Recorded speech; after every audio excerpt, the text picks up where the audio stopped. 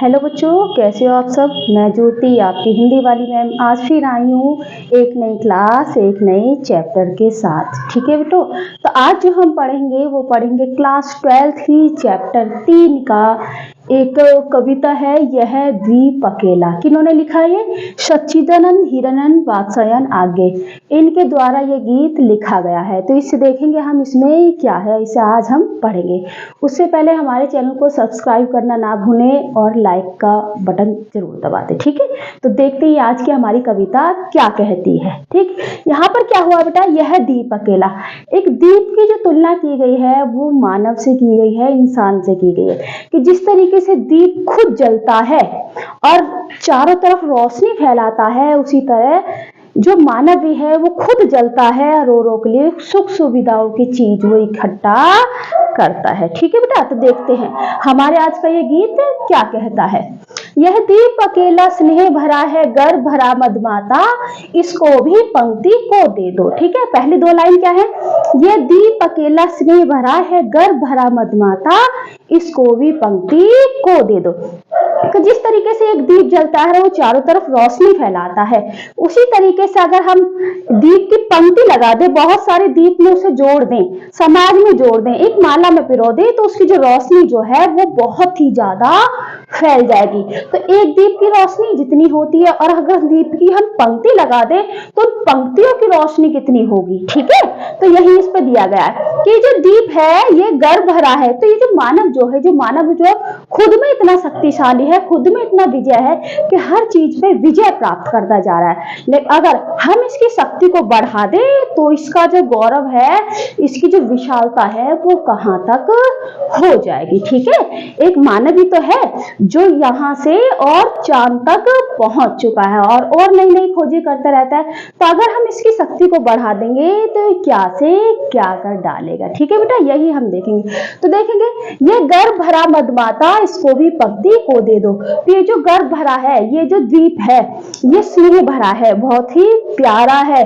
ठीक है, और अकेला है। ठीक है, गर्भ भरा है, मधमाता है, अपनी मस्ती में लीन है। ठीक है, इसको भी पंक्ति में दे दो और इसकी शक्तियों को बढ़ा दो। ठीक है, अब देखेंगे लास्ट उसके बाद वाली दो लाइन। यह जन है गाता जीत, जिन्हें फिर कौन गाएगा, पनडुब्बा ये मोती सच्चे, फिर कौन कृति लाएगा। ठीक है, यह जन है गाता गीत, जिन्हें फिर कौन गाएगा। कि लोग जो इसकी जो तारीफ करते हैं, गीत गाते हैं मानवता की विजय की, कि अगर हम इसकी शक्ति को नहीं बढ़ाएंगे तो फिर कौन इस गीत को गाएगा। पनडुब्बा ये सच्चे मोती, फिर कौन कृति लाएगा। ठीक है, और जो जैसे एक पनडुब्बा होता है, ऐसा गोताखोर होता है, समुद्र के नीचे इतनी गहराई में जाकर और एक मोती लेके आता है। ठीक है, तो ऐसे ऐसे जो काम जो हम सोचते हैं या जो हमारी सोच से परे हैं, ऐसे ऐसे नए नए कार्य, नए नए खोज फिर कौन करेगा। ठीक है, ये समीदा ऐसी आग हटीला बिरला सुलगाएगा, यह अद्वितीय, यह मेरा, यह मैं स्वयं विसर्जित। ठीक है, यह दीप अकेला स्नेह भरा है, गर्भ भरा मधमाता, इसको भी पंक्ति को दे दो। ठीक है, तो ये समीदा ऐसी आग हटीला, तो समीदा होते यज्ञ की लकड़ी। यज्ञ की लकड़ी क्या करती है, खुद जलती है और अपने चारों तरफ के वातावरण को पवित्र कर देती है। ठीक है, तो मानव भी ऐसा ही है कि खुद जलता है और अपने आसपास की चीजों को पवित्र कर देता है, अर्थात खुद गोता लगाता है समुद्र में, खुद अपनी जान जोखिम में डालता है और औरों के लिए मोती चुनकर लेके आता है, औरों के लिए नई नई खोजबीन करता रहता है। कौन? मानव। किससे की गई तुलना? दीप से। ठीक है, यह अद्वितीय, यह मेरा, यह मैं स्वयं विसर्जित, यह अद्वितीय है, ये मानव अद्वितीय है। अगर ये अपने पे आ जाए, कुछ करने पे आ जाए तो क्या से क्या कर देता है। ठीक है, यह मेरा, यह मैं स्वयं में विसर्जित, ये खुद में ही विसर्जित है, खुद ही।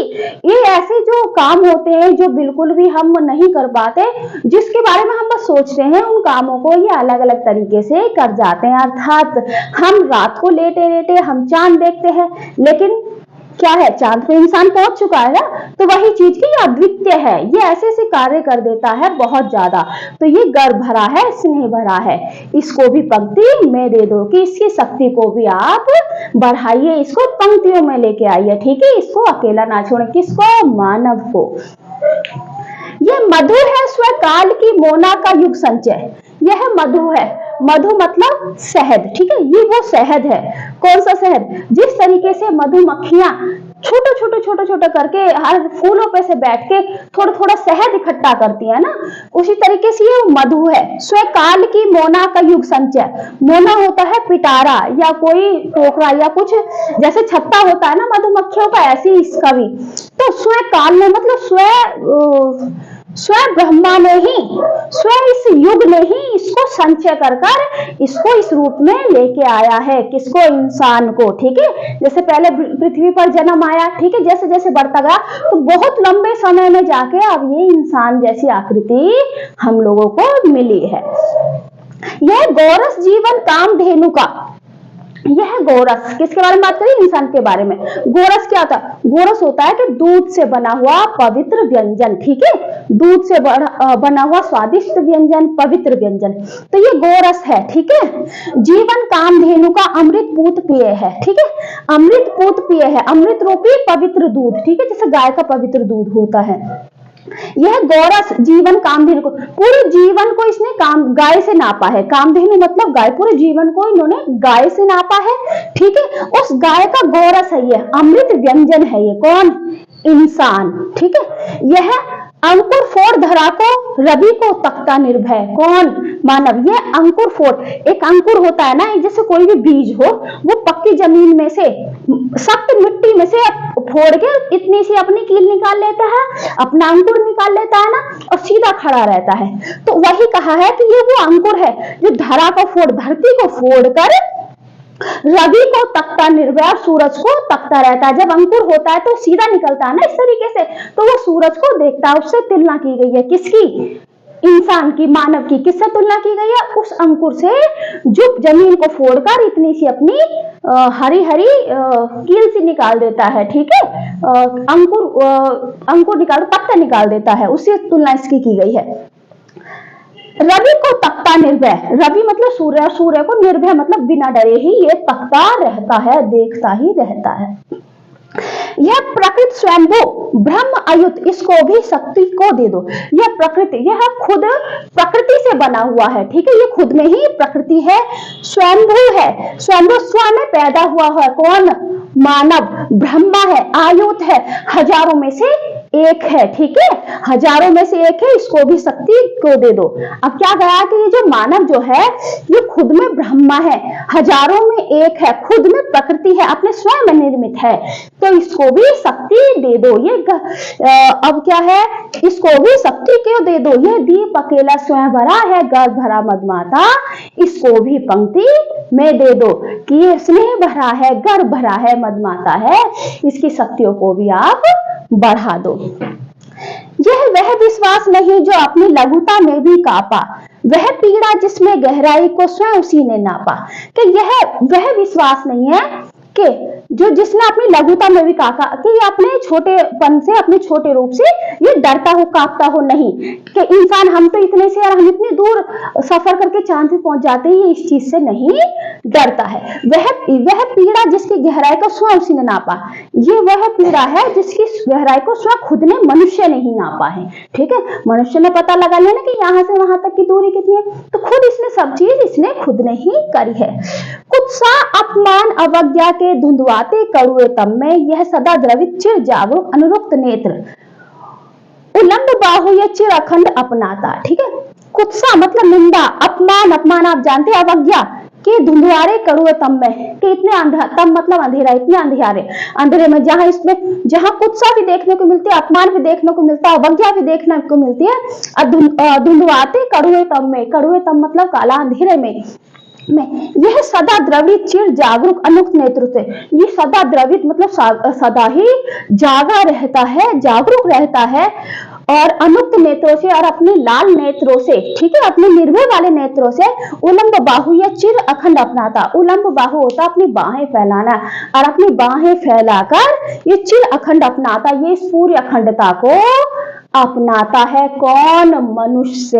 ठीक है, जिज्ञासु प्रबुद्ध सदा श्रद्धा में, इसको भी भक्ति दे दो कि ये हमेशा जिज्ञासु रहता है, प्रबुद्ध रहता है, अपनी बुद्धि को प्रबुद्ध करता रहता, सदा श्रद्धा में रहता है, सदा ये पूजनीय है, इसको भी भक्ति को दे दो। ये दीप अकेला स्नेह भरा है, गर्भ भरा मधुमाता, इसको भी पंक्ति को दे दो। ठीक है बेटा, तो समझ में आया, यह द्वीप अकेला। सच्चिदानंद हीराचंद बादशाह ने आगे द्वारा ये लिखित है, ये इनका पूरा नाम है, इनका फिर इस नाम से भी जानते हैं, आगे के नाम से। ठीक है, चैप्टर 3 है, ये कक्षा 12th में है, अंतरा भाग 2 में है और काव्य खंड में है।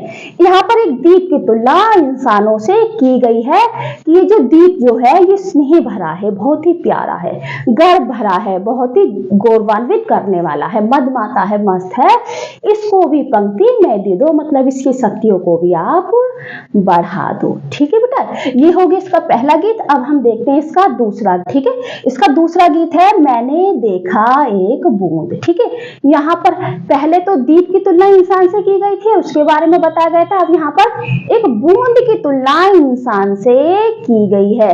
तो देखते हैं कि एक बूंद के जरिए कैसे आगे जी ने पूरे जीवन को ही उसमें पिरो दिया है। ठीक है बेटा, तो देखते हैं हमारी जो दूसरा गीत है, मैंने देखा एक बूंद सहसा उछली सागर की झाग से, रंगई क्षण भर ढलते सूरज की आग से, सोने विराट के सम्मुख हर आलोक छुआ अपनापन, है उन्मोचन नश्वरता के दाग से। ठीक है, अब यहाँ पर देखते हैं क्या करा आगे जी ने, एक बूंद में ही इन्होंने पूरे जीवन को आंक दिया है। ठीक है, देखते हैं हमारा दूसरा गीत क्या कहता है, आगे जी ने यहाँ पर क्या कैसे करा है।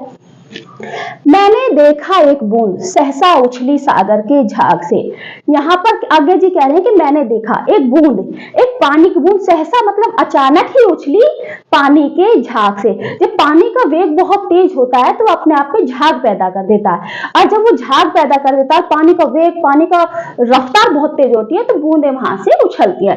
तो एक बूंद सहसा मतलब एक बूंद उससे उछली, कहां से? सागर के झाग से। ठीक है, रंगई क्षण भर ढलते सूरज की आंख से, क्षण भर मतलब एक क्षण के लिए, तो रंगई क्षण भर ढलते सूरज की आंख से, कि जैसे वो बूंद पानी से इस तरीके से निकली और जैसे ही वो प्रकृति माई पानी से उपाई आई, तो सूरज की रोशनी जैसे उस पर पड़ी तो पूरी तरीके से सूरज के रंग में रंग गई, और कैसी हो गई? लाल रंग की हो गई। जो पानी बेरंग था वो एकदम से जब बाहर बूंद आई तो सूरज की रोशनी से वो एकदम से लाल हो गई। कितने क्षण भर के लिए, थोड़े समय के लिए। सोने विराट के सम्मुख, जहां सोना विराट बहुत ही बड़ा विशाल संसार है, इसमें हर आलोक छुआ अपनापन, उसने जो बूंद जो ऐसे निकली उसने पूरे सोने विराट में, पूरे मतलब संसार में सब चीज उसने छू लिया, पूरे आलोक को उसने ही छू लिया, सबको देख लिया।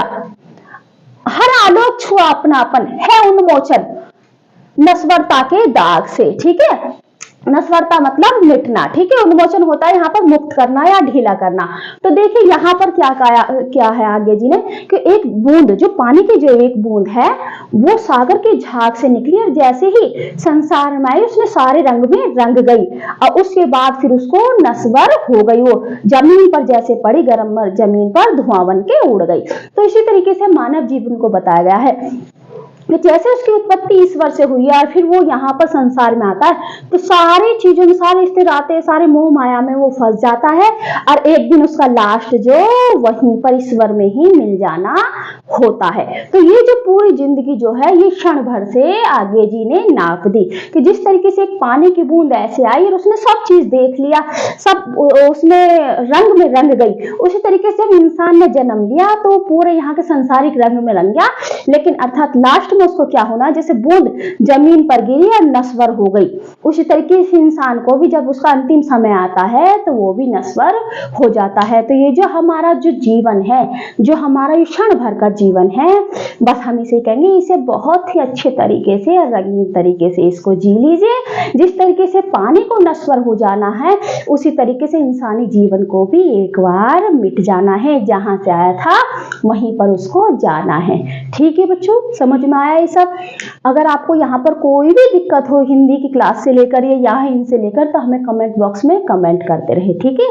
और चैनल को सब्सक्राइब करना ना भूलें और बेल आइकन का बटन दबा दें ताकि हमारी जो वीडियो है वो लगातार आपके पास आती रहे, ठीक है बेटो। Bye, take care.